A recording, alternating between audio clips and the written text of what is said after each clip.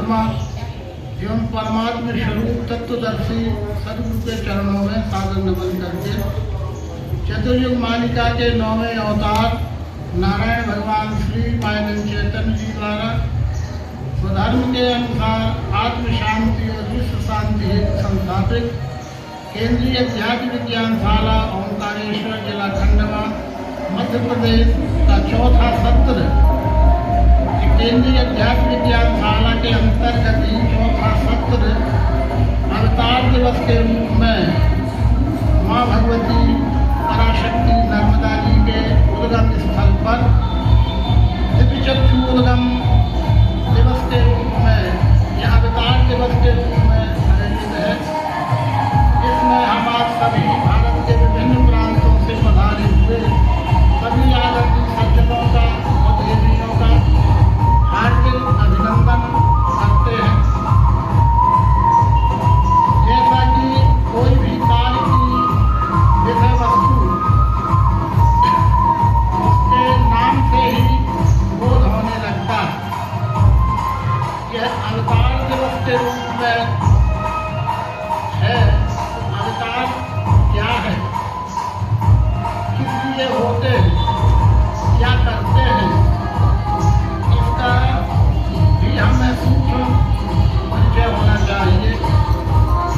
हम आप सब इस बात से अवगत है, जानते हैं कि धर्म स्थापना के लिए ही अवतार होते हैं।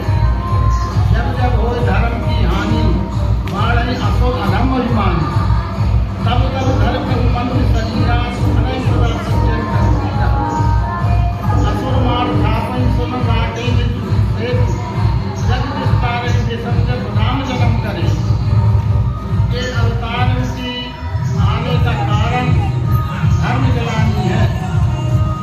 तो फिर ये बात निश्चित होती है कि धर्म ही केंद्र बिंदु है, धर्म ही केंद्र में है, उसके विरुद्ध ही सारी क्रियाएं होती हैं।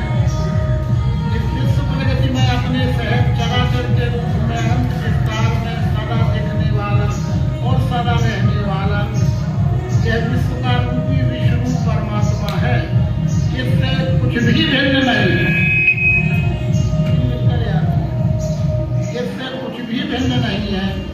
सब एक अभिन्न अखंड अस्तित्व, एक ही अस्तित्व है। जिस तरह से एक पिंडभूत शरीर में यदि हम कहें कि मैं और मेरा, व्यवहार के लिए मैं और मेरा रहेगा, पर हम उसके साक्षी रहते हैं कि मैं से मेरा कुछ भी अलग नहीं। कहने में हम आप कहते हैं कि मैं और मेरा अंग, आँख कान नाक हाथ पाँव कहना ही पड़ता है, लेकिन साक्षी है ना कि मैं से मेरा कान अलग। सोचते हैं कि अलग है इसलिए। यदि तकलीफ हो गई है, डॉक्टर के यहाँ गए हैं तो वो कहना पड़ता है कि कहाँ दर्द है, साहब मेरे कान में दर्द है, मेरे हार्ट में दर्द है, पेट में दर्द है। पर हम जानते रहते कि मैं से मेरा पेट अलग, मेरा हाथ पैर अंग, यहाँ तक कि मेरा एक बाल भी मेरे से अलग नहीं। इसी प्रकार से जब यह बोध रहता है कि मेरे से यह कोई भी भिन्न नहीं है, मैं इस विश्व का ही एक अविभाज्य और अभिन्न हिस्सा ही हूँ, ये जागृति जब तक मानव देह में रहती है तो हमारे मानवीय व्यवहार जैसे पिंडभूत शरीर में हम साक्षी हैं, 24 घंटे हम जागृत हैं कि नहीं मैं हूँ। तो मैं अपने लिए हर क्षण दुख चाहता हूँ क्या? मैं अपने लिए हर पल अपने को सुखी बनाए रखने के लिए हर कार्य सहर्षपूर्वक बिना कर्तापन का अहंकार लिए करता ही रहता हूँ। क्या आँख से कभी अहंकार होता है कि अब हम न देखेंगे, बहुत देखा, अब हम कान न सुनेंगे, बहुत सुन लिया, अब हम पैर न चलेंगे, बहुत चल लिया। एक कोई भाव ही उदय नहीं होते ना। इसी प्रकार से जब ये विश्व के रूप में दिखने वाला चराचर सृष्टि के रूप में ये एक ही अभिन्न अस्तित्व है और वह अस्थि का ही नाम परमात्मा है, ईश्वर है। तो फिर वो है कहाँ है, कैसा है, कौन है? विश्व ही ईश्वर है। सत्य यही सतयुगी धारणा है। सतयुग सो विश्व ही ईश्वर ऐसे जाने, ये विश्व ही ईश्वर है। इस भाव से कतयुग धर्म हो सब तेरे, हृदय राम माया के प्रेरे। सतयुग सब योगी विज्ञानी, कर हरि ध्यान तरहि भव प्राणी। जब पर ये स्थिति भी एक सी हमेशा नहीं रहती, एक सी हमेशा एक स्थिति नहीं रहती है। जैसे हम ही एक पिंडभूत शरीर में एक ही स्थिति में अधिक देर क्या रह सकते हैं? हम ही आसन बदलते हैं, किस लिए बदलते हैं? अरे ऐसा बैठे बैठे उपरांत हुई, कमर दर्द करने लगी, हम दूसरी आसन बदल लिए, तीसरी बदल लिए, चौथी बदल लिए। आसन ही बदलती है, पर मैं बदल जाता है कि मैं का अभाव हो जाता है। हर स्थिति में, हर परिस्थिति में मैं रहता ही है, पर मैं की अवस्थाएं आती जाती रहती है। मैं की कितनी भी अवस्था बदले, आसन बदले, पर मैं का बोध तो रहता है कि नहीं? इसी प्रकार से ये संपूर्ण विश्व एक ही में है। जैसे एक पिंड में हम एक ही में रहते हैं, तो ये संपूर्ण विश्व में रहने वाला मैं, परमात्मा ही वो मैं है, और वो एक ही अभिन्न है, एक ही अखंड है। गिरजा एक अखंड रघुराई, एक ही अखंड अस्तित्व परमात्मा है। ये विस्मृति का काल जब मानव जगत में रहता है, तो ये दो भाव रहते हैं। एक इस विश्व प्रगति में स्मृति का काल रहता है कि सहज में स्वाभाविक रूप से मानव मात्र में ये जागृति रहती है कि ये विश्व ही ईश्वर है। मैं व्यक्ति रूप से अलग कुछ नहीं हूँ, मेरी कहीं कोई सत्ता नहीं है। जो कुछ भी है वो ईश्वर ही है, और उसकी ही सत्ता है, और उसकी सत्ता में सब हो रहा है। मेरा निमित्त मात्र में भी उसी का एक अभिन्न हिस्सा हूँ, तो मेरे से भी जो हो सकता है वो हो रहा। माने ये समझ में आता है कि व्यष्टि समष्टि का एक हिस्सा है। व्यष्टि की अपनी स्वतंत्र कोई सत्ता नहीं है, सत्ता तो समष्टि की है। उसके कारण ये सब कार्य होता है। ऐसी जागृति का जो काल रहता है, ये जागृति के काल को ही ज्ञान का युग या प्रकाश का युग या सत्वगुण का युग, सत्ययुग, सत्वगुण की प्रधानता का काल सतयुग। तब उसकी क्या विशेषता है? कृतयुग सब योगी विज्ञानी। अरे देखिए तो रामायण में बड़े सरल में ये बातें रख दी गई ना। तो कृतयुग सब योगी विज्ञानी, तो कैसे योगी विज्ञानी होंगे? आज हमने योगी विज्ञानी के भी अनर्थ कर दिए, अब वो रामायण की चौपाई ही याद नहीं, अर्थ नहीं आता है। सतयुग सब योगी विज्ञानी, सतयुग में सब योगी विज्ञानी होते हैं। तो कौन बात की युग?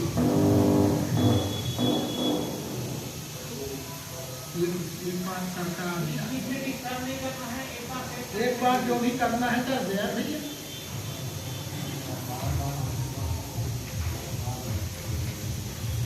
कृतयुग सब योगी विज्ञानी, कर हरि ध्यान तरहि भव प्राणी। सब योगी होते हैं। योगी माने काली,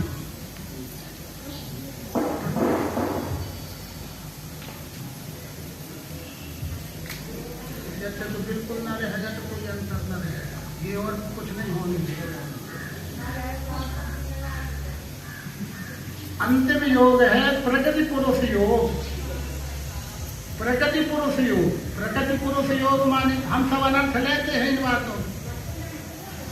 प्रकृति यानी दिखने वाला अंगों का सर्व साकार क्षण स्वरूप प्रकृति, और पुरुष यानी उसमें अस्थि भांति प्रिय रूप से ओतप्रोत रहने वाला निर्गुण निराकार अक्षर। वो क्षर अक्षर के बिना एक क्षण भी कुछ नहीं रह सकता। प्रकृति पुरुष के बिना एक क्षण भी कुछ भी नहीं रह सकता। न ही क्षणम वियोगो एकाम परस्परम, एक क्षण के लिए भी उसके संयुक्त स्वरूप को भिन्न नहीं किया जा सकता। ऐसी अभिन्नता का, अखंडता का, अनन्यता का दर्शन युक्त लक्ष्य बोध करा देने वाला जो योग है, वही अवतारी महापुरुषों की पहचान है। वही उनके द्वारा पुरुषोत्तम योग, वही पुरुषोत्तम योग है। प्रकृतिम मया ख्याता व्यक्ताव्यक्त स्वरूपिणी प्रकृतिम पुरुषश्चैतुलीयते परमात्मा। प्रकृतिम मया ख्याता व्यक्त व्यक्त स्वरूपिणी, व्यक्त और अव्यक्त दोनों स्वरूप में प्रकृति ही है। प्रकृतिम मया ख्याता व्यक्त अव्यक्त, पुरुषोत्तम की दृष्टि से दोनों प्रकृति भी है, व्यक्त और अव्यक्त। व्यक्त यानी सगुण साकार और अव्यक्त यानी निर्गुण निराकार, दोनों प्रकृति ही है। पर वो दोनों प्रकृति भूतों का उत्पत्ति स्थान जानतू, बनाता हूँ, मैंता हूँ, वो मैं। कौन मैं है? वो भगवान श्री कृष्ण जिस मैं को कह रहे हैं। दोनों प्रकृति भूतों का उत्पत्ति स्थान जानतू, बनाता हूँ, मैंता हूँ, वो मैं। कौन मैं? कोई व्यक्ति में होगा क्या? कोई व्यक्ति में है क्या? सबका उत्पादक मैं। कौन मैं बताओ? कह तो कृष्ण जी रहे हैं, कह तो भगवान श्री राम रहे हैं कि मम माया संभव संसारा सकल विश्व हमोर उपाया। पर जो कौन मैं है? ये विश्वरूप का मैं है, ये विश्वरूप का मैं है। अवतारी महापुरुष देखने में व्यक्ति दिखते, देखने में देहधारी ही होते, लेकिन उनमें विश्व भाव की पराकाष्ठा होती है, पुरुषोत्तम भाव की पराकाष्ठा होती है।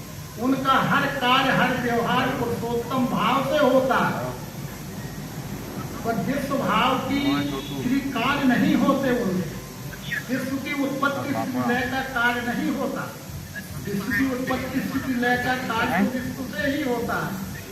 पर विश्व भाव की धारणा शक्ति, विश्व में सब में ही, दूसरा कुछ है नहीं है। विश्व सब मेरे में, सूत में मणिसूत के।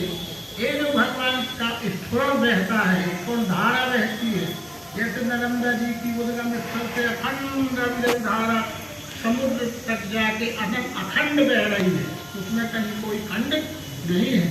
इसी प्रकार से अवतारी महापुरुषों की अविरल अखंड धारा, वो विश्व भाव के साक्षी अवस्था में, विश्व भाव से ही सब वाणी निकलती है, विश्व भाव से सब व्यवहार होते हैं। वो अवतारों का कार्य जन्म कर्म च में दिव्यम योगेति तत्वता। ये जो भगवान कृष्ण कह रहे अर्जुन, जन्म कर्म च में दिव्यम, अवतार का आविष्करण जो है, आविष्करण जो है, और उस आविष्कार के द्वारा होने वाला जो दिव्य कार्य है, वो तत्वता ही समझ में आता है, तत्वता समझने का विषय है, तो कथा का विषय नहीं है। कथा में क्या समझ में आएगा? कथा तो किसी व्यक्ति की होगी, और वो व्यक्ति भक्त होंगे, विभूति होंगे, संत होंगे, या विशेष विभूति अवतार या भगवान भी होंगे, तो कथा होगी। तो कथा के लिए तो व्यक्ति लगेगा, तो व्यक्ति होगा तो उसके जन्म, उसका माता पिता, उसका कार्य, उसका व्यवहार, उसका पूरा जीवन चरित्र के लिए भी व्यक्ति ही लगेगा, इतिहास के लिए व्यक्ति ही लगेगा। पर ब्रह्म के लिए क्या लगेगा? ये बात जब छूट जाती है, ब्रह्म का क्या होगा? कथा होगी? कथा करते हो तो बताओ ब्रह्म के माता पिता का क्या नाम बता पाएंगे? चरित्र लिखना है तो बताओ कौन चरित्र उसका उसमें नहीं है। अरे अनंत चरित्रों को धारण करने वाला, अनंत रूप नामों को धारण करने वाला, अनंत उत्पत्ति स्थिति लय जिसमें होता है।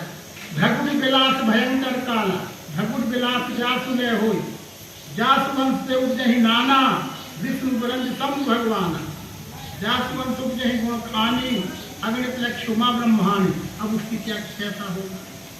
उसकी क्या कथा होगी? क्या चरित्र होगा? कैसा इतिहास लिखा जा सकता है? उसका होगा तो निरूपण होगा। यदि उसका हो सकता है तो केवल निरूपण हो सकता है। और जब जब इस मानव जगत में निरूपण छूट जाता है, कथा चरित्र इतिहास ही मात्र रह जाते हैं। व्यक्ति की व्यक्तिगत बात, व्यक्तिवाद, व्यक्तिगत प्रतिष्ठा, व्यक्तिगत शोक शराबा चारों ओर फैल जाता है।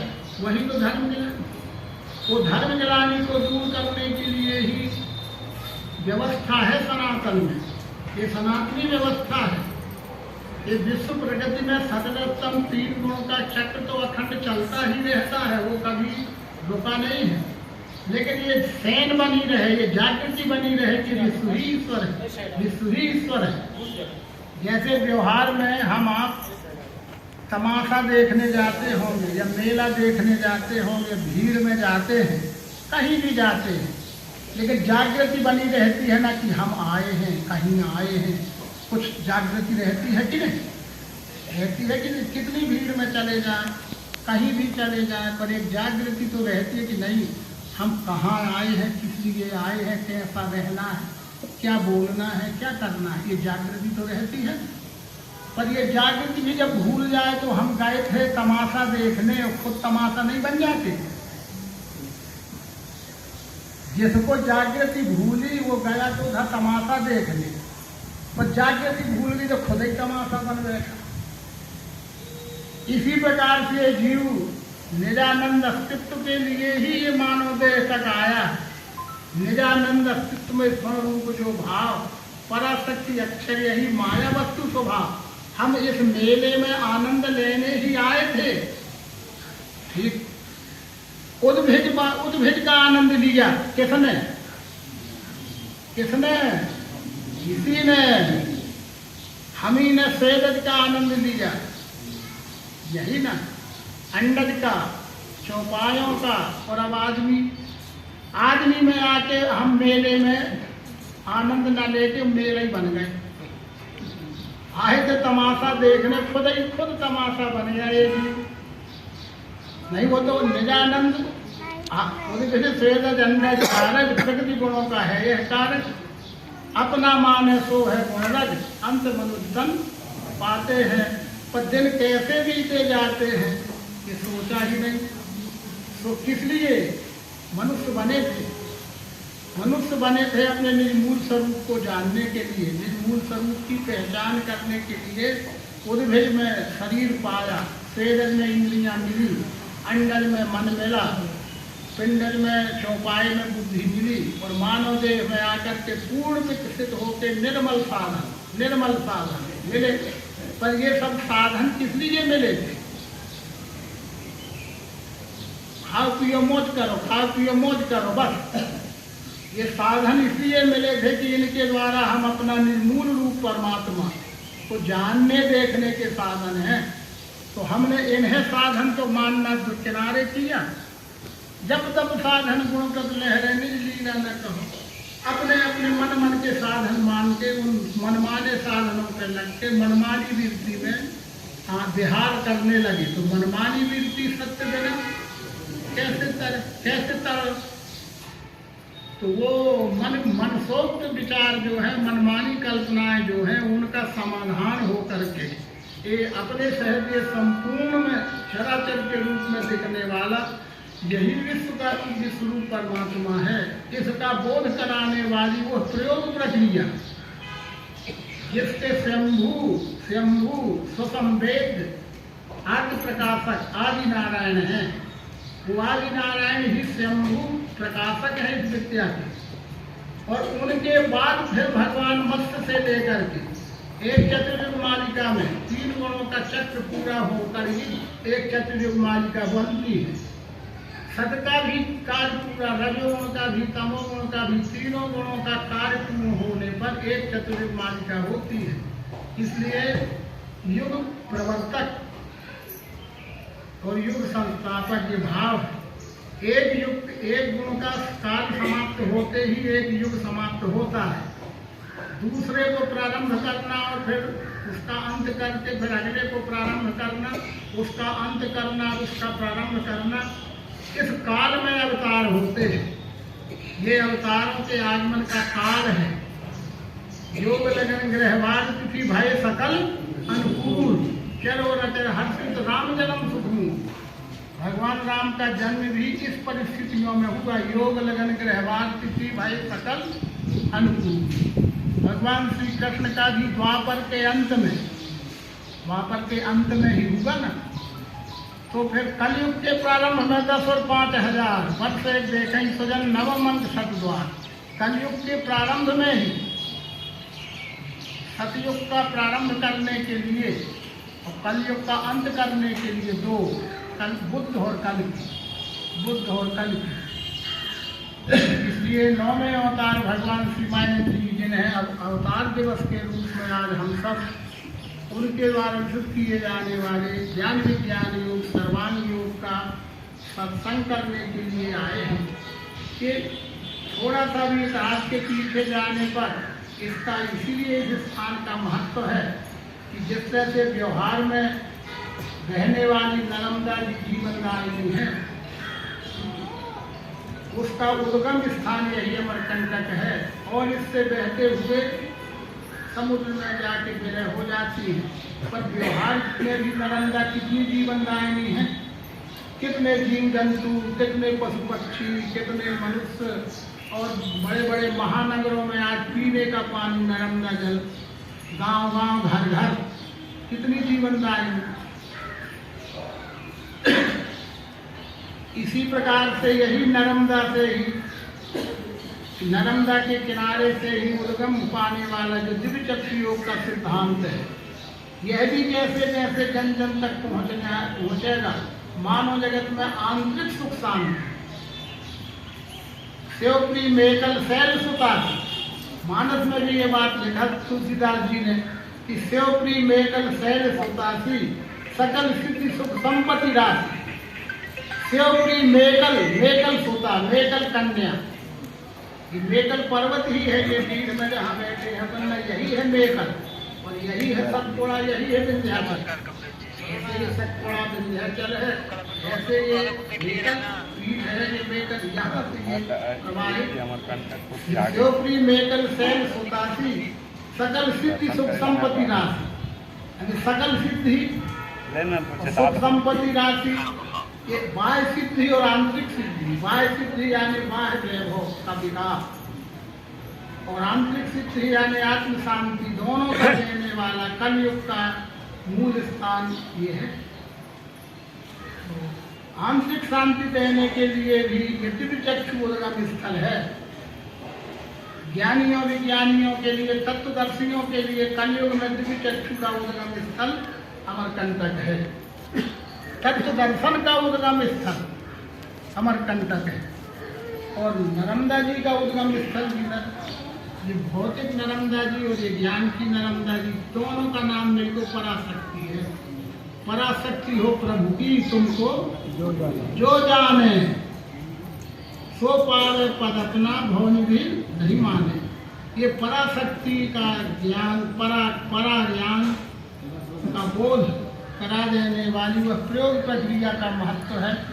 जैसे 9वें अवतार भगवान श्री मायनंद जी ने यही तप करके मानव मात्र के कल्याण के लिए यहीं से उपदेश प्रारंभ किया और अनवरत निरंतर उसकी अखंड प्रवाह गति बहते हुए और ओंकारेश्वर में उसका मुख्यालय बनाते हुए और इसके जिस प्रकार का साहित्य जो उपयोगी साहित्य है, अनिवार्य है, उसका भी निर्माण करते हुए और इस व्यवस्था को गति देते हुए और विश्व रूप में होते हुए वही तो ये सब कार्य कर रहे हैं।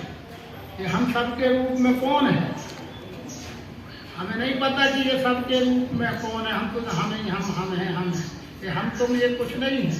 ये विश्व रूप के रूप में वही सब अपना वैभव, अपना ऐश्वर्य, अपना कार्य, अपनी गति और अपना स्थिति, गति भी स्थिति और स्थिति में भी गति है। स्थिति गति दोनों का जहाँ भिन्न लय होता है वो पुरुषोत्तम योग है, वो पुरुषोत्तम भाव है। वह पुरुषोत्तम योग यही है जीव ब्रह्म की एकता, पिंड ब्रह्मांड की एकता। इसलिए दिखने वाले चराचर में से कोई भी उसका ही एक यूनिट, घटक, इकाई या पिंड सामने रखो। यही वेद विज्ञान है, यही वेद गणित है। हम सामान्य व्यक्तियों को लगता है कि ये क्यों रखा जाता है, क्योंकि हम उसका रहस्य नहीं जानते हैं। इसलिए हमारे लिए ये एक देशी संसारी पदार्थ के रूप में हम सोचते हैं। एक नाम रूपात्मक एक देशी संसारी पदार्थ बतासा है। ये बतासा कहना एक देशी संसारी भाव है। पर ये एक देशी एक नाम रूपात्मक संसारी भाव में ही तत्व दृष्टि से विश्व भाव की बोध हो जाए, यही विषय है। जैसे आज भी हम व्यवहार में देखते होंगे कि बड़े बड़े MBBS होंगे, बड़े बड़े डॉक्टर होंगे, अपने अपने विषय के विशेषज्ञ होंगे हैं। बीमार होने पर हम उन्हीं को तलाशते हैं और उन्हीं के पास हम सब जाते हैं और आराम भी पाते हैं, विश्राम शांति भी पाते, निरोगी भी होते। पर कभी ये विचार किया है कि उनने इतनी बारीक से बारीक हमारे शरीर के अंगों की जानकारी और हमारे बारीक से बारीक अंगों में क्या रोग हो सकते हैं और उनका निवारण कैसे किया जा सकता है, ये ज्ञान क्या उन्होंने किताबों में पढ़ के हासिल किया था क्या? सोचो,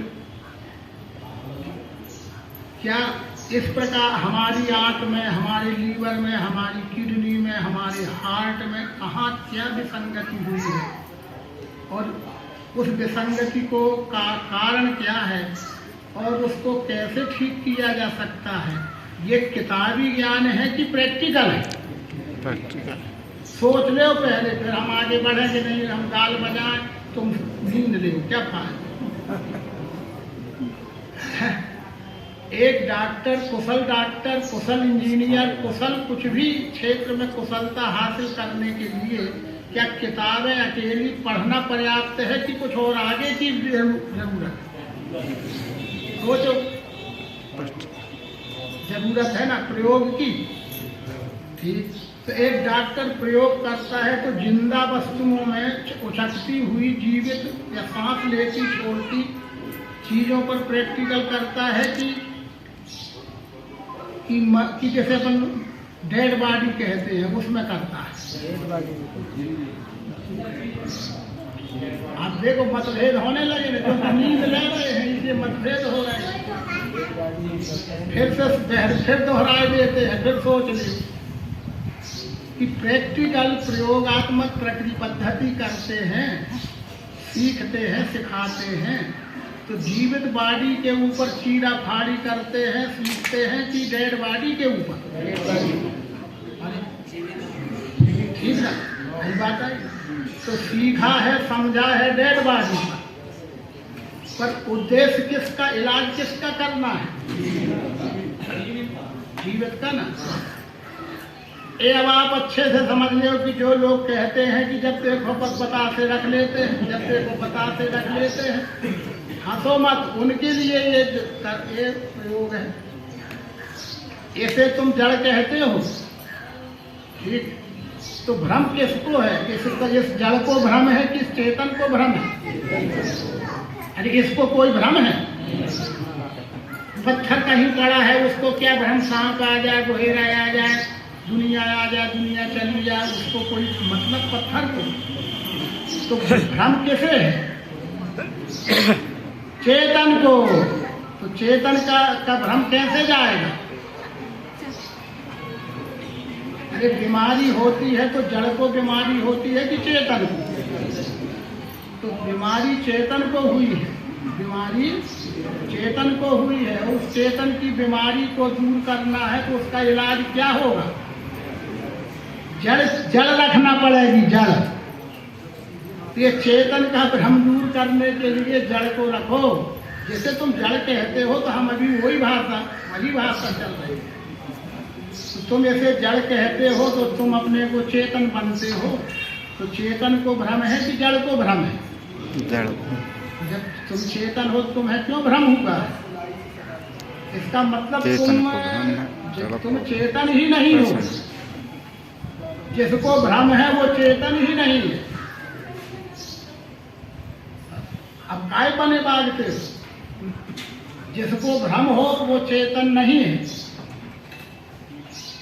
जिसको भ्रम है जड़ ही तो है। निज भ्रम नहीं समझे अज्ञानी, प्रभु पर मोह धरहि जड़ प्राणी, ते सठ महासिंधु बिन तरनी, पैर पार चाह जड़ करनी। इसलिए ज्यादा में न फंसो। ये भी एक शब्द जाल है। ये जाल है शब्दों का। इसलिए भगवान ने कहा कि जड़ चैतन्य की ग्रंथि छूटने का, तो ये फैसला हो जाएगा कि ये जड़ है कि ये जड़ है, ये जड़ है कि ये जड़ है। कैसे जान ले? अभी तो रखा है जड़ है, हम चेतन है, ये भ्रम है। कि जड़ चेतन ग्रंथि पड़ गई, जड़ चेतन ही ग्रंथि पड़ गई, यद्यपि मृषा छूटत कठिनाई। जब से जीव भयो संसारी, छूट न ग्रंथि न होने सुखारी।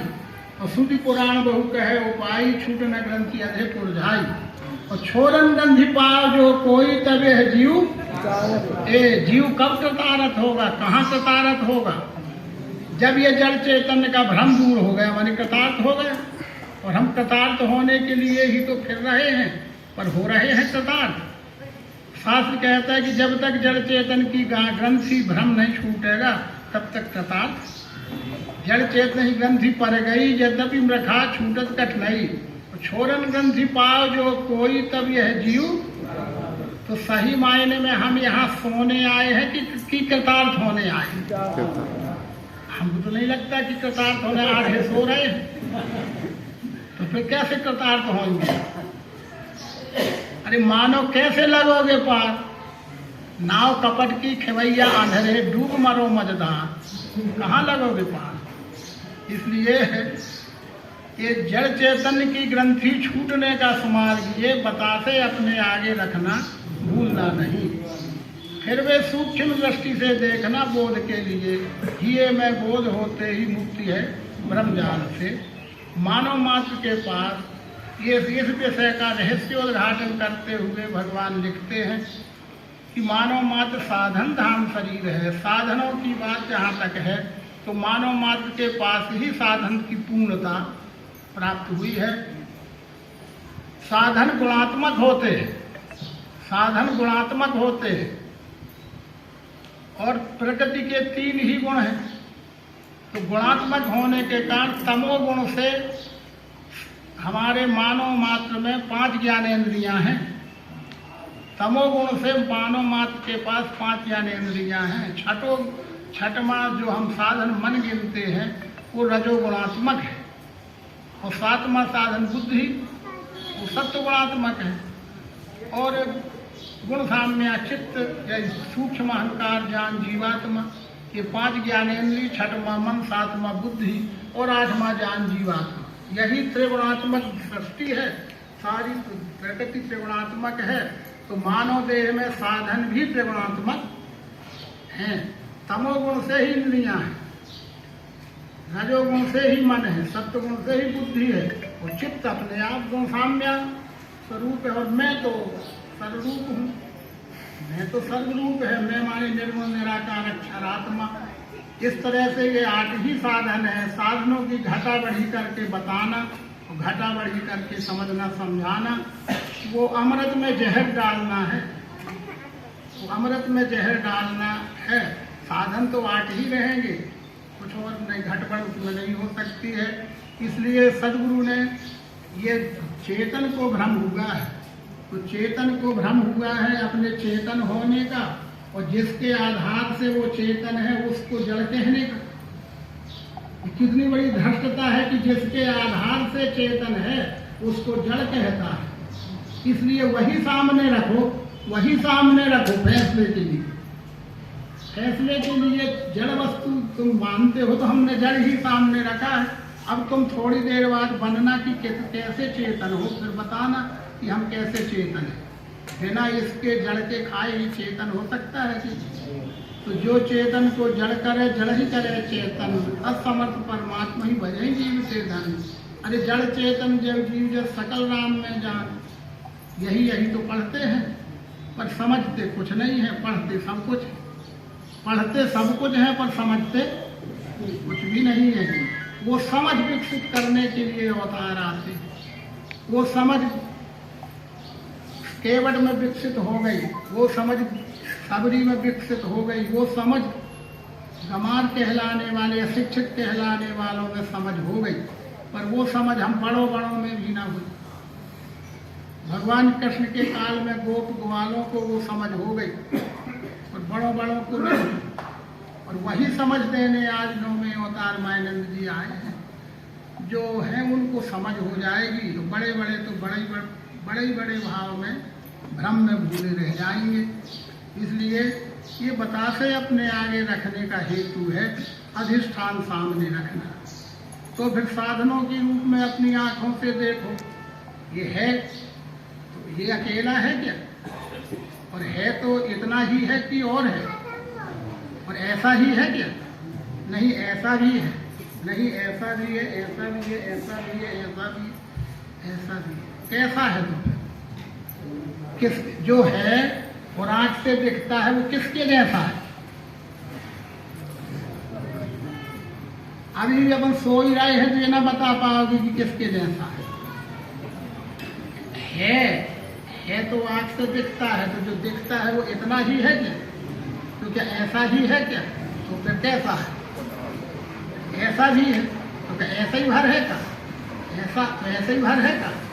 कहीं भी उंगली लगाते जाओ वो बात वही निकलेगी कि ऐसा ही नहीं, इतना ही नहीं, ऐसा ही नहीं।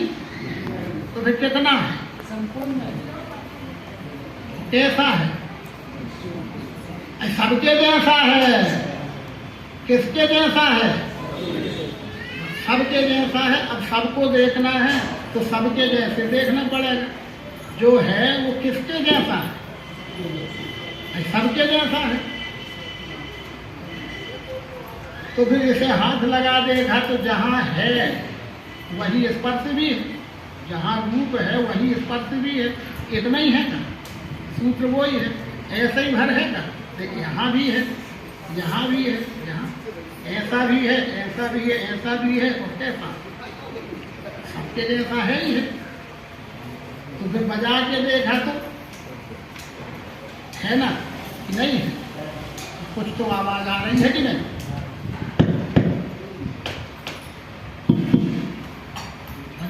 तो बदल रही है ना आवाज, आवाज के प्रकार बदल रहे हैं पर शब्द तो है ना। पर ये शब्द ऐसा ही है का? ऐसा भी है, ऐसा ही भर है का? ऐसा भी है, ऐसा ही भर है का? तो फिर कैसा है? कोई सूत्र लगा है सबके साथ। तो फिर जीभ से लगा देखा तो है कैसा है? जीभ जानेगी कैसा है? खारा है, खट्टा, मीठा, जो भी है तो बस इतना ही है ना? ऐसा ही है क्या? सबके जैसा है और सब ही है। सूंघ कर देखने पर इसमें भी गंध है, अपने में गंध है, सब में गंध है। इस तरह से 5 ज्ञानेंद्रियों के द्वारा अपने सहत अणु अणुज्ञान में तो महियान आदि मध्य अनंत विस्तार में एक है का ही अनुभव है। वो एक ही, पर एक ही है को आंख से देखने पर रूप कहा, छू कर देखने पर स्पर्श कहा, बजा कर देखने पर शब्द कहा, चखने पर स्वाद कहा, सूंघने पर गंध कहा। पर वो एक है कि 5 है तो वो है एक है कि 5 है तो एक ही है। वो अलग अलग साधनों से देखा है तो साधनों का आरोप मात्र है शब्द स्पर्श रूप रसगंध। ये मात्रा स्पर्श है दाता शीत सुख अनित्य आते जाते हैं सहते जाओ भारत। जो भगवान श्री कृष्ण कहते मात्रा स्पर्श है। अरे आंख से स्पर्श होगा तो रूप, और हाथ से स्पर्श हो गया तो स्पर्श, और शब्द से स्पर्श हो गया, कान से हुआ तो शब्द, जीभ से स्पर्श हुआ तो रस, और नाक से स्पर्श हुआ तो स्पर्श ही हुआ ना। अगर स्पर्श ना होता तो ये शब्द स्पर्श रूप गंध का भेद भी प्रकट नहीं होता। पर ये मत भूलो, ये जानना पड़ेगा कि सील की मिल बुद्धिन सेवकाई जिम मिलते जना रूप गोसाई। ये समझना पड़ेगा। हजार खर्चा करके ये समझे नहीं आए हो आँख और रूप और आँख कान और शब्द जीभ और स्वाद ये समझ में आए हो।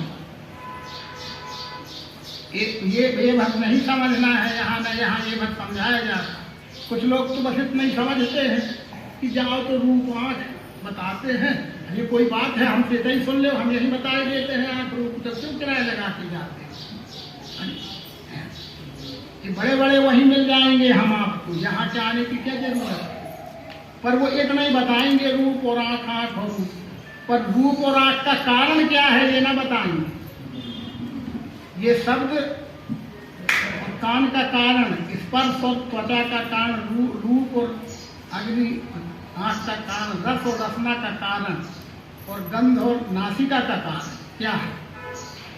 अरे मानव मात्र कई कुल जाति मत पंथ संप्रदाय, देशी विदेशी, शिक्षित अशिक्षित, नर नारी कोई भी हो, पर मानव मात्र की आंख से ही रूप क्यों दिखता है?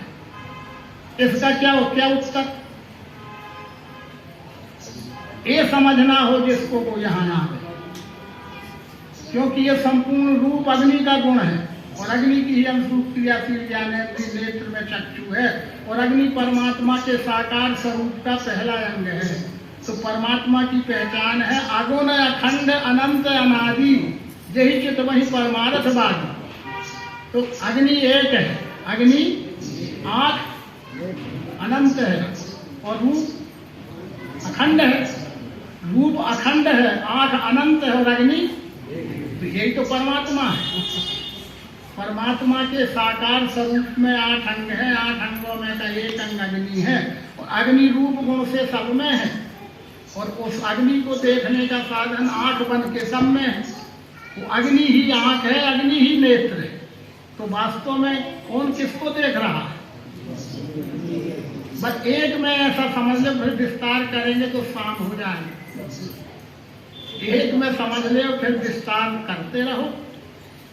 ये एक बिंदु का सकल पसारा, एक बिंदु का सकल पसारा। एक बिंदु कौन है? एक बिंदु परम तत्व परमात्मा ही है। उसके साकार स्वरूप के 8 अंगों में का एक अंग अग्नि है। अग्नि का गुण रूप और अग्नि की अनंत। तो परमात्मा एक है ना, सबको स्वीकार है। उसकी आंखें अनंत हैं, सबको स्वीकार है। वह रूप भाव से अखंड है, सबको स्वीकार है। पर दिखता देखे भी तो ये दिखाया भगवान ने। ये भगवान राम ने भी यही दिखाया, दिख रहा हुआ निर्मातु अद्भुत रूप अखंड, अखंड रूप दिखाया था ना माता कौशल्या। यशोदा जी को भगवान कृष्ण जी ने भी मुँह खोल के तो दिखाएंगे, और कैसे मुँह बंद करके क्या है, मुँह में तो खोल के दिखाएंगे। ऐसा खोल के दिखा दिया, देख खोल के वो आत्मयोग विभूति योग जनार्दन। वही 9वें अवतार मायन जी खोल के डंका पीट के कह तो रहे हैं, दिख रहा है, यही तो परमात्मा है। खुली आंख से देखो ना, बंद करके क्या दिखता है? ये 5 ज्ञानेंद्रियां, कोई 5 प्रयोग करने का हेतु यही था कि ये 5 ज्ञानेंद्रियां 5 तत्वों की क्रियाशील हैं, और उनसे अनुभव में आने वाला शक्ति ही आकाश है, स्पर्श ही वायु है, रूप ही अग्नि है, रस ही जल और गंध ही पृथ्वी। इस तरह से अगुण अखंड अनंत अनादि यही चित वही परमार्थवादी। ये भी वास्तव में हम व्यवहार में से बतासा कहते हैं, पर ये 5 तत्व है ना। इसे हम व्यवहार में माइक कहते हैं, पर ये 5 तत्व है। इसे हम माला कहते हैं, पर 5 तत्व है। इसे आदमी कहते हो, ये भी 5 तत्व है। क्या नहीं है 5 तत्व?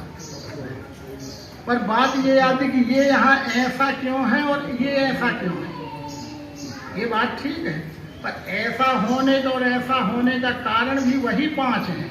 वही 5 ही के कम ज्यादा मिश्रण से ऐसा बन गया है, और वो 5 ही कम ज्यादा मिश्रण से ऐसा बना है, और वो 5 ही ऐसा बना है। छठवां और कुछ भी नहीं है। इसे छिद जल पावक गगन समीरा पंचरचित है। पर ये एक से बना होता तो एक ही सा दिखता, ये बात सही है। पर ये 5 के से बना है, और 5 के कम ज्यादा मिश्रण के कारण बनावटों में अनेकता है, आकार में अनेकता है। हम इतने आदमी बैठे हैं, सब एक ही शकल के हैं, पर ये 5 से बना है, तो ये शकल 5 की नहीं बनी का। तो फिर कहो कि ये भर है 5 का, ये क्यों 5 का? ये नहीं है 5 का। अगर 5 का मिश्रण है तो ऐसे ही भर होना था, ये भी कोई बात है? अरे 5 का मिश्रण ऐसे ही भर होगा क्या? वो तो 5 तत्व धातु है। जैसे मिट्टी एक धातु है, उससे कितने आकार और बनावटों के खिलौने बन जाते हैं। सोना एक धातु है, कितने गहने जेवर कितने आकार के बन जाते हैं। इसी तरह से 5 तत्व मानव मात्र की नहीं, पूरी सृष्टि का पदार्थ रूप से धातु है। उससे हम अनंत आकार और बनावटें वाले बने हैं, पर सब में वो 5 हैं। मिट्टी से बनने वाले हर घटक में मिट्टी है, तो 5 तत्व से बनी हुई रचना में 5 तत्व हैं। कैसे जाने? प्रयोग में जानेंगे। रूप है माने अग्नि, शब्द यानी आकाश, स्पर्श यानी वायु, रस यानी जल और गंध यानी पृथ्वी। इस तरह से इस सर्वांग योग में यही समझाया गया है, सर्वांग योग ही हो रहा है। यहाँ लोग 5 तत्वों का सूक्ष्म भेद लखा दिया, इसी में 5 का ब्यौरा पंचीकरण आ चुका, ठीक है ना। रचना शब्द की सारी 5 को बतला रही, गुण है इनके आगे। ये जो कुछ भी अपने सहज संपूर्ण विश्व की रचना के कारण रूप तत्वों की प्रयोग में, शब्दों में तो अनंत शब्द हैं, सब कुछ पढ़ा सुना था, लेकिन शब्दों का पढ़ा हुआ वो अनंत विस्तार प्रयोग में सिमट के 5 में आ गए। पर ये तो 5 से तो सब बना है, पर चलता कैसे है? बना तो 5 से है, पर चलता कैसे है? अरे यही है, ये भी 5 से बना ना, ये चलता कैसे है? सामने सिस्टम है ना, तो ये भी 5 से बना है। इसका सिस्टम पकड़ो कि ये चलता कैसे? ये 5 से बना, चलता कैसे है? सिस्टम नहीं दिख रहा सामने। ये बना 5 से, तो सिस्टम क्या है, कैसे चलता है? अरे जो भी 5 से बना है वो 3 से चलता है। वो 3 है प्रकृति के गुण, जो 3 महान सतरजतम नाम के जो प्रकृति के 3 गुण हैं। ये 5 तत्व भौतिक गुण है, 3 प्राकृतिक गुण है। ये 5 भौतिक गुणों को चलाने वाले 3 प्रकृति गुण हैं, 3 प्रकृति गुण हैं। और वो प्रकृति गुण ही वस्तु मात्र में जहाँ 5 है वहाँ 3 है। शब्द भी 3 प्रकार का नहीं है, स्पर्श भी 3 प्रकार का, रूप 3 प्रकार, रस गंध 5 3 प्रकार के हैं। क्योंकि तत्वों में त्रिगुण व्याप्त है, पर तत्वों को देखने का साधन इंद्रिय है, क्योंकि तत्व स्थूल है। गुणों को जानने का साधन मन है, तो वो मन भी सूक्ष्म है और वो गुण भी सूक्ष्म है। तो स्थूल को स्थूल से जाना और सूक्ष्म को सूक्ष्म से जाना। पर जानोगे कैसे? गुण जानोगे कैसे? अरे जो वस्तु जिस व्यवहार की होगी उस प्रकार का व्यवहार करने पर गुण का पता चलता है। जैसे ये वस्तु मेरे सामने है, अच्छी है कि खराब है? ये माला अच्छा है कि खराब है? ये बोलने वाला अच्छा है कि खराब है? कुछ नहीं कह सकते, कह के बताओ कि अच्छा है कि खराब है। चलो कह सकते तो बताओ अच्छा है कि खराब है। हाँ, अगर कह सकते हो तो बताओ, ये छूट खुली छूट है ना।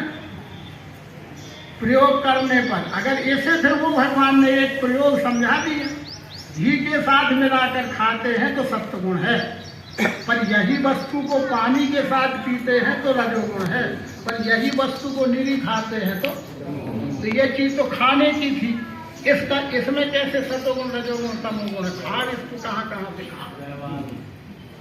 इससे भी व्यवहार होगा और ये भी व्यवहार करेगा, ये भी व्यवहार करेगा और इससे भी लोग व्यवहार करेंगे, तो इसके गुण का पता चलेगा। घी के साथ मिला देखो माने प्रेम का व्यवहार करके देखो तो प्रेम ही मिलेगा।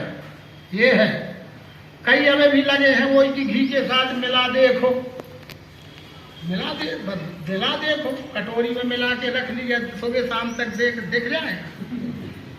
अरे मिला देखो यानी व्यवहार करके देखो। घी के साथ मिलाना यानी प्रेम का व्यवहार, जल के साथ पी के देखना माने स्वार्थ का व्यवहार, और निरा खा के देखना यानी निरा दुर्व्यवहार। तमोगुण बस। तो जो वस्तु जिस व्यवहार की है उससे प्रेम करोगे तो सत्वगुण दिखेगा, स्वार्थ करोगे तो रजोगुण दिखेगा, और निरा दुर्व्यवहार करोगे तो तुम्हें भी रेतु मिलेगा। ये सतरत्तम 3 गुण हैं। यही 3 गुण पदार्थ मात्र में है, वस्तु मात्र में है, व्यक्ति मात्र में है। ये 3 गुण ही क्रिया शक्ति हैं, ये 3 गुण ही क्रिया शक्ति हैं। और 5 तत्व तो कवच है, शरीर है, पदार्थ है। 5 तत्वों की पदार्थ की रचना में 3 गुण क्रिया शक्ति का काम करते हैं, पर वो 3 गुण ही 3 प्रकार से काम करते हैं। कहीं स्थूल क्रिया शक्ति है, कहीं सूक्ष्म क्रिया शक्ति है, कहीं कारणरूप क्रिया शक्ति। इसमें भी शक्ति है कि नहीं? अब आ जाओ अपने प्रयोग में। पर इसकी शक्ति कारण रूप है, इसमें कारण रूप शक्ति है, कार्य रूप में यहाँ देखें कारण। ये जैसे इनके ये बोल रहे हैं, माइक से आवाज आ रही है, इसका कारण तो वहाँ है, कारण वहाँ है, कार्य यहाँ हो रहा है, ठीक है ना।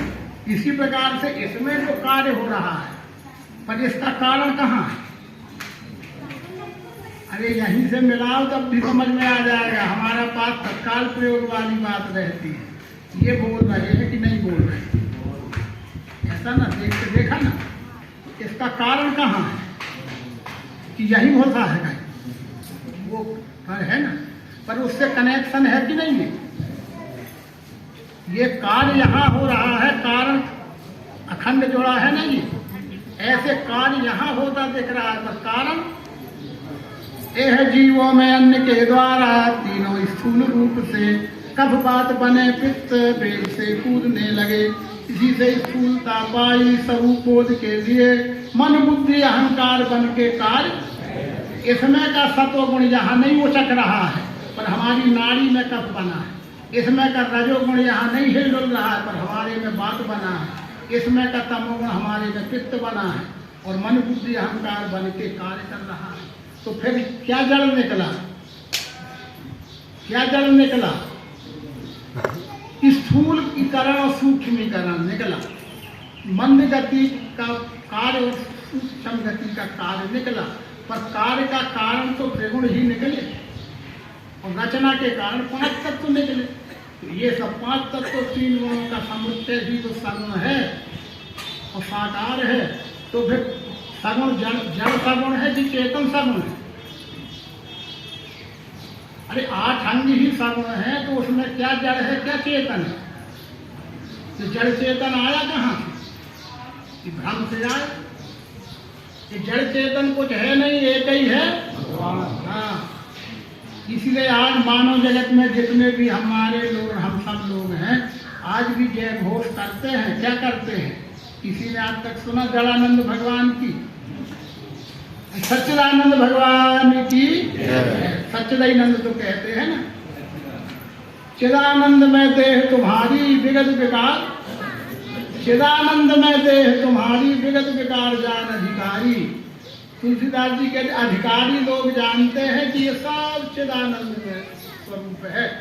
जो अनधिकारी है वो कहते नहीं चिदानंद तो है पर ये जड़ है, चिदानंद तो है पर ये जड़ है, चिदानंद तो है पर ये है चिदानंद। यही पर चिदानंद है क्या?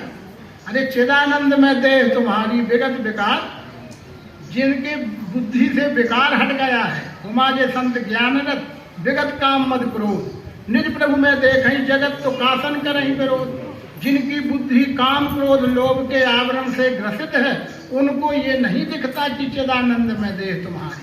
और जिनकी बुद्धि से काम क्रोध लोभ का विकार हट गया है पार्वती, उनको सब प्रभु का ही रूप है। निज प्रभु में सातम मोहि में सब जग देखा। जब 7वीं श्रेणी में जाए, जब मोहि में दिखे।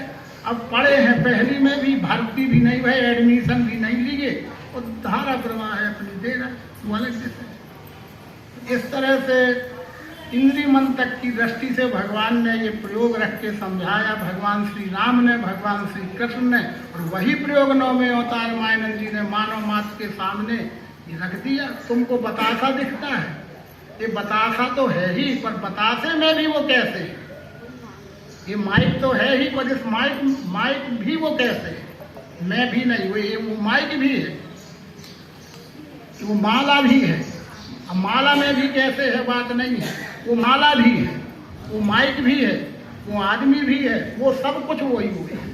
ब्रह्मैव सर्वरूपाणि नामानि विविधानि च कर्मण्यपि समग्राणि विभक्ति। तो अनंत रूप, अनंत नाम, अनंत उत्पत्ति, अनंत स्थिति, अनंत लय, सब होके जो कुछ भी है वही ही वह है। बोल अब क्या समझना चाहता है? ये है अवतारों की भाषा, ये है भगवान श्री राम, भगवान श्री कृष्ण और 9वें अवतार मायानंद जी की ये भाषा है कि और अब क्या समझना चाहिए। तो 7वां साधन मानव मात्र के पास बुद्धि है, उसका भी उपयोग करो। इंद्रिय मन की दृष्टि से जैसे तुमने साकार साकार करके जाना देखा, उस सगुण से अलग नहीं, साकार से अलग नहीं, उस साकार में ही अस्थि भाति और प्रिय, अस्थि है तो भाति दिख रहा है तो प्रिय है ना, बार बार हम समझाने को उपयोग में ला रहे हैं। पर अस्थि है, भाति दिख रहा है तो प्रिय है, अस्थि भाति प्रिय है आवाज फैलाने के लिए, अस्थि भाति प्रिय है समय देखने के लिए। क्या क्या नहीं है? अरे अस्थि माने है तो क्या नहीं है? सब है तो क्या नहीं दिखता है? सब दिखता है तो फिर क्या प्रिय नहीं है? सब प्रिय है। तो फिर सम्मम प्रिय सम्मम उपजाए, हो गया ना फैसला। ऐसे फैसले हैं रामायण में, गीता में फैसले हो गए। जब है तो फिर क्या प्रमाण है? दिखना चाहिए तो दिख तो रहा है, तो क्या है? सब है तो क्या प्रमाण है? तो सब दिख तो रहा है, तो सब प्रिय भी तो है। तो फिर साकार प्रिय है कि निराकार प्रिय है? अरे साकार प्रिय है कि निराकार प्रिय है? अरे इंद्रिय मन की दृष्टि से जो साकार था वही बुद्धि की दृष्टि से निराकार हो गया। पर सगुण ही नहीं कछु भेद। सगुण से निर्गुण, निर्गुण से सगुण अलग, साकारी भास है निराकार, निराकारी भास है साकार ही निराकार भासता है, निराकार में ही साकार भासता है, पर अधिष्ठान दोनों का एक। इंद्रिय मन की दृष्टि से साकार, बुद्धि की दृष्टि से इसका मिठास, मिठास दिखती है, बोलो दिखती है तो है कि नहीं? तो जो आंख से नहीं दिखता पर है वो अनुभव का विषय है, और जो दिखता है वो आंख का विषय है। जो दिखता है वो साकार है, और उस साकार में ही जो आंख से नहीं दिखता है बुद्धि से है वो निर्गुण निराकार है। पर साकार और है और निराकार है तो ये दो है का? ये है से साकार है अलग कर, इस है से साकार है अलग कर, उसमें निराकार न जाने पाए। और इस है से निराकार है को निकाल ली, उसमें साकार है न जाने पाए, हो जाएगा। तो है ही को तुम साकार निराकार में बांटे हो, तो तुम बांटे हो कि वो बटा है? वास्तव में वो बटा है कि हम बांटे है? तो है तो फिर साकार है कि निराकार है? यदि साकार कहते हैं तो निराकार स्वयं सिद्ध है, और निराकार कहते ही साकार स्वयं सिद्ध है। तो फिर है का है तो है ही, वो है का ये भ्रम, ये निवारण, ये विवाद निपटाने के लिए वो तीसरा पुरुषोत्तम है, न्यारा, जैसे परमात्मा कहें ठीक। वो न्यारा, न्यारा माने न्यारा यानी दोनों शाब्दिक भ्रम को ले करने वाला, शब्द की सत्ता ही समाप्त कर देने वाला है। ये साकार, ये शब्द ही तो है, निराकार, ये शब्द ही तो है। ये दोनों शब्दों का विवाद खत्म करने वाला हम भी तीसरा न्यारा। कैसे अब न्यारे को समझ ले तो समाप्त कर देंगे, समय तो हो ही गया पर्याप्त। अभी गर्मी चल ही रही है, मुँह भी हमारा भी सूख रहा, पर यहाँ एक गिलास में पानी है, एक कटोरे में ये शक्कर रखी है, शक्कर रखा है, मिश्री रखी है। इस शक्कर को पानी में मिला दिया कि पानी को शक्कर में मिला दिया। अब क्या है भाई? अभी तो ये शक्कर है और ये पानी है, ये मिल गए। अब ये शक्कर है कि पानी? शरबत है। तो शक्कर को शरबत कह रहे हो कि पानी को शरबत कह रहे हो? तो फिर कहीं गए हो, कोई शरबत पिलाना चाहता है, आपको नहीं दिया, ये तो शक्कर पानी का घोल तुम लाए हो, शरबत पिला पाए? अरे वो कहेगा पियो चाहे ना पियो, हम कहाँ का शरबत लाए? यही वही तो शक्कर, वही तो पानी। देखा कि शक्कर कहते हैं तो पानी छूटता हो, पानी कहते हैं तो शक्कर छूटता है। तो अब क्या कहें? तो शरबत नाम की कोई चीज है कि नाम ही यहाँ शरबत है? सोच ले, खूब दूर तक सोच ले।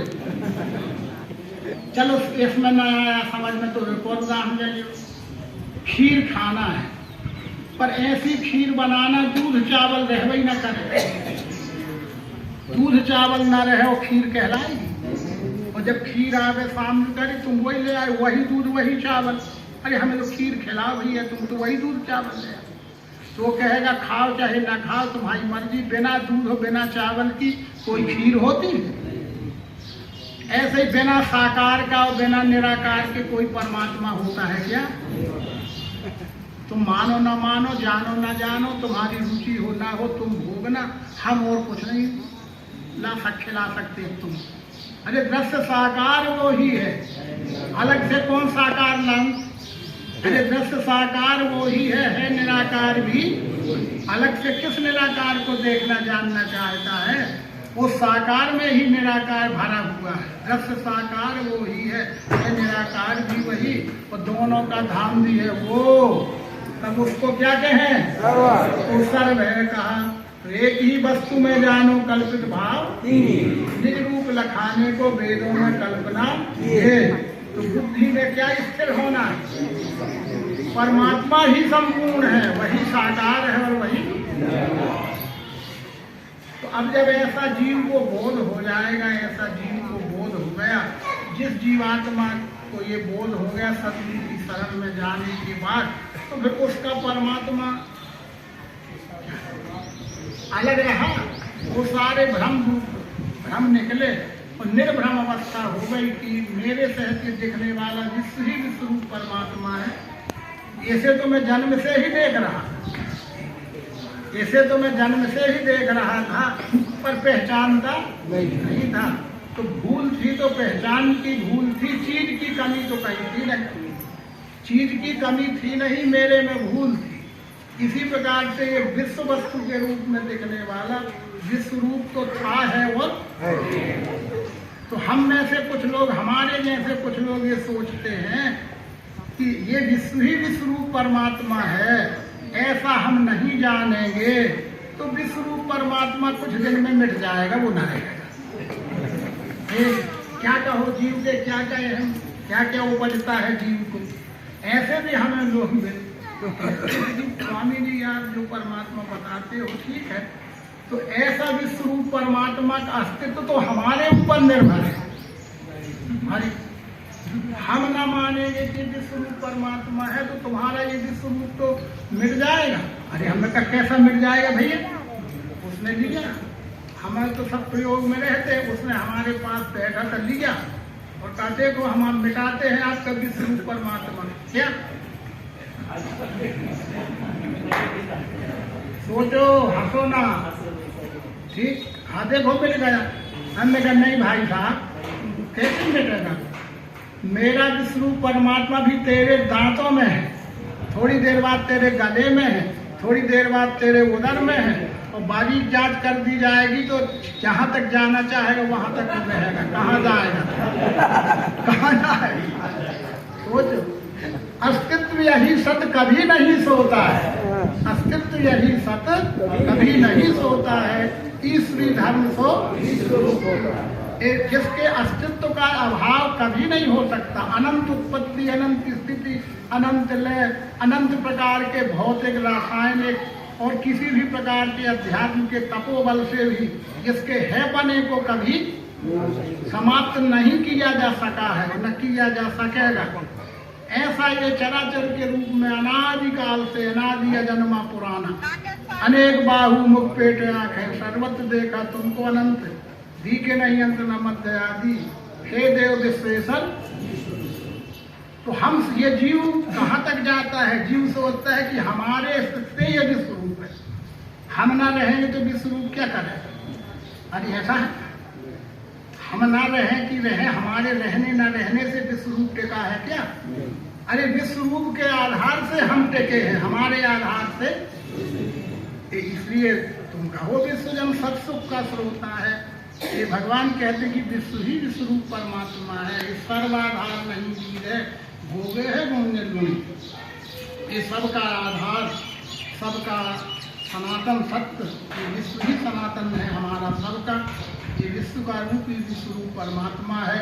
ऐसा देखकर मन इंद्रिय मन से ऐसा जानकर यानी बुद्धि से, और देखा हुआ और जाना हुआ दोनों का भिन्न अधिष्ठान एक ही वस्तु, वस्तु का नाम पुरुषोत्तम भाव है, वस्तु का अस्थि भांति प्रिय अक्षर भाव है निराकार, और वस्तु का 8 अंगों का बदलने वाला साकार भाव है। पर भाव ही है ये, वस्तु 3 है का, अरे अभी फिर दोहरा ले, ये आकार किसका? वस्तु का।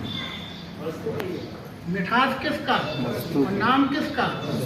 नाम कहाँ है? वस्तु में। आकार कहाँ है? वस्तु में। और मिठास कहाँ है? वस्तु में। वस्तु ना हो तो कहाँ का नाम, कहाँ का आकार, कहाँ का मिठास? अरे अंतिम सत्ता तो वस्तु की है, वस्तु है तो उसका नाम है, और जो है वो ही प्रिय है, और जो है वही दिख रहा है, जो है वही तो दिख रहा है, जो दिख रहा है वही तो प्रिय है, और जहाँ दिखना और प्रिय होना दोनों लय है वो नाम पुरुषोत्तम भाव है, इसलिए विश्व ही पुरुषोत्तम है। ऐसा जानकर देखकर 2 बातें कृष्ण जी ने रखी गीता में, केवल देखना अधूरा, केवल जानना भी अधूरा, देखने का भी अभिमान होता है, जानने का भी अभिमान होता है, दोनों अधूरे हैं अभी भी। वो भगवान कृष्ण कहते हैं कि ज्ञातुम दृष्टुम च तत्वेन प्रवेशुम च परंतप। अर्जुन देखना और जानना और विलय हो जाना, जब तक विलय नहीं होगे तो तुम अब नहीं हो, जानते हो विश्वरूप और व्यवहार करते हो विलगता का। जानत तुम्हें सोई जाने जही देहु जनाई, वो जानत तुम्हें, जब जानना हो गया तो विलय हो जाना चाहिए। जब तक अभी विलय नहीं हुआ है तब तक भक्ति करना पड़ेगी। ये भक्ति में मुक्ति मुक्ति जब ही होगी जब विलय हो जाओ। सरिता जल जलनिधि में जाई हो अचल जल हरिपद पाई। जब तक जीव भाव की आसक्ति थोड़ी भी रहेगी तो नहीं होगा, भक्ति में ही मुक्ति होगी। वो भक्ति क्या है? काया वाचा मन से निर्मल चराचर के साथ प्रेम में व्यवहार करना, निर्मल व्यवहार करना, यही सेवा है। भक्ति नाम सेवा का है, और सेवा होती है काया वाचा मन से। तो काया वाचा मन से कर्म वचन मन छाणी छल भजई मोहि निष्काम। कर्म वचन मन रावण चेरा कर राम तिनके ही डेरा। पुरुष नपुंसक नारीवत जीव चराचर कोय सर्वभाव कपट तक मोहि परम प्रिय। ये छल कपट बेईमानी, छल कपट बेईमानी भर सब जगह छोड़ने को लिखी है। जिसकी व्यवहार की छल कपट बेईमानी छूट गई वो भक्त है ही, और वो मुक्त ही है। वो क्या मुक्त होने, वो तो मुक्त पुरुष ही है। जीवित अवस्था में जीवन रहते ही वो मुक्त पुरुष है, और मुक्ति का अनुभव है। भगत हेतु मुक्ति हेतु वो सब रामायण में लिखा है। वो जीवित अवस्था में मुक्त पुरुष है। भक्ति जो भक्ति करता हुआ, सेवा करता हुआ संसार में समाज में जीवन जी रहा है, वो जीवन मुक्त पुरुष है। चलता फिरता हुआ भी जीव मुक्त है वो। और जिन्होंने मरना मुक्ति माना है, वो मरना कोई मुक्ति है नहीं। मरना क्या मुक्ति है? वो तो झाड़ पी मरता, पेड़ पौधे जीव जंतु पशु पक्षी क्या नहीं मरते? क्या मुक्त हो गए? तो आदमी मर गया तो कब मुक्त हो गए? मरना मुक्ति नहीं है। अज्ञान हृदय ग्रंथि नाशो मोक्ष विधीयते। मोक्ष नहीं बातो ग्राम अंतरेव अज्ञान हृदय ग्रंथि नाशो। ये सब विचार रामायण में भी लिखे होंगे। सुन समझई जल मुदित मन मज्जहि अति अनुराग। तो लहई 4 फल अछतन साधु समाज। 4 फल मिल जाते, धर्म अर्थ काम और मोक्ष। अरे मोक्ष भी जीते जी मिलता है। हम तो कहते हमारी औलाद तारेगी, हम औलाद तारेगी अलग बात है, लेकिन हम खुद करेंगे कि औलाद तारेगी? अरे हम अपने कर्म से करेंगे और कर्म का जीवन सुख दुख भोगेंगे। ये तो औपचारिकता है, करने वाले करते रहेंगे, होती रहेगी, लेकिन वास्तव में तो हम ही तरेंगे। मेरे आधार से पाठ हो, भगवान कृष्ण ने सब कहा। मेरे आश्रय से पाठ पापी चांडाल आदिए स्त्रियां वैश्य और शूद्र पाते हैं श्रेष्ठ गुण। ये विश्वरूप परमात्मा का आश्रय लेके तर गए हैं। बहुत से तरे हैं, तुम भी तर सकते हो। आश्रय ये विश्वरूप का ले, मेरे आश्रय से लौसे करेगा पाप योग। इस तरह से ही समझाया गया है। ये सभी ये कोई मत नहीं है, पंथ नहीं है, संप्रदाय नहीं है। किसी की व्यक्तिगत आलोचना का विषय नहीं है। ये हम किसी के पक्ष में नहीं है, किसी के विपक्ष में नहीं है। ये तो सनातन धर्म का सनातन सिद्धांत है जो आज वर्तमान में विलुप्त हो गया है। उसे ही 9वें अवतार भगवान मानव जी ने पुनः मानवता के कल्याण के लिए, धर्म रक्षा के लिए, धर्म स्थापना के लिए उद्भव हुआ है। और ये हम आप पुण्यवान हैं कि भारत के विभिन्न प्रांतों से ऐसी भीषण गर्मी में भी छोटे छोटे बच्चों को लेकर भी देवियाँ यहाँ उपस्थित हैं। धन्यवाद है उनकी जिज्ञासा, उनकी श्रद्धा, उनका विश्वास और हमारा आपका परस्पर का भाईचारे का प्रेम, सद्भावना का संदेश जो भगवान का है, वो थोड़ी सी किरण हमारे आप में पहुंच रही है तो हमारे विचार बदल रहे हैं, हमारा व्यवहार बदल रहा है। यही तो सर्वांग योग का महत्व है। हम ही तो एक उदंड लोग बैठे हैं, हमें किसी से क्या, हम ही सब मुख्य, वो सदगुरु का किरण जाने से हम ही सबसे छोटे दिखने लगते हैं और सब हमसे बड़े दिखने लगते हैं। हम सबसे छोटे हम ही दिखने लगते हैं और हमसे सब बड़े दिखने लगते हैं। और तो फिर व्यवहार में नम्रता आ जाती है और वो विनम्र व्यवहार ही भक्ति का स्वरूप हो जाता है। यही भक्ति सिखलाई सनातन धाम ने, तो यही भक्ति सिखलाई, कृष्ण जी ने यही भक्ति बतलाई और वही भक्ति मायनवी जी ने बताया है। हम आप समझ रहे हैं, विचार कर रहे हैं और विचार करिए। ऐसा हमारे पास कोई जबरन बात नहीं है। दो पैसे का घड़ा भी गर्मी में लेने जाएंगे तो ऐसे ठोक बजा के देते हैं। तो हम आप भी अपने जीवन का निर्णय करने आए हैं तो ठोक बजा के लेना। सच समझ में आवे तो छोड़ना नहीं, ठीक? सच समझ में आए तो छोड़ना नहीं और ना समझ में आए तो फिर जरूर छोड़ देगा। इतनी गारंटी के साथ, इतनी दृढ़ता के साथ सर्वांग योग को सामने रखा है भगवान ने। अगर सच समझ में आवे तो फिर छोड़ना नहीं। बहानेबाजी वो चालाकी कहलाएगी और ना समझ में आए तो असत सिद्ध कर देना। तो असत सिद्ध कर नहीं सकते और सत्य को स्वीकार अगर नहीं कर पा रहे हो तो फिर फैसला तुम्हारी तरफ, फिर फैसला हमारे जीव की तरफ है। ये इतनी दृढ़ता भगवान श्री राम के सिद्धांत में, भगवान श्री कृष्ण के सिद्धांत में और मायनव जी के सिद्धांत में है। बारी मते ग्रत होय बरु सिकता ते बरु तेल, बिन हरि भजन न भवतरी सिद्धांत अभेद नरम देह। ओम शांति शांति शांति। सद्गुरु भगवान की जय, विश्वरूप परमात्मा की जय, सनातन धर्म की जय, महादेव नर्मदे हर।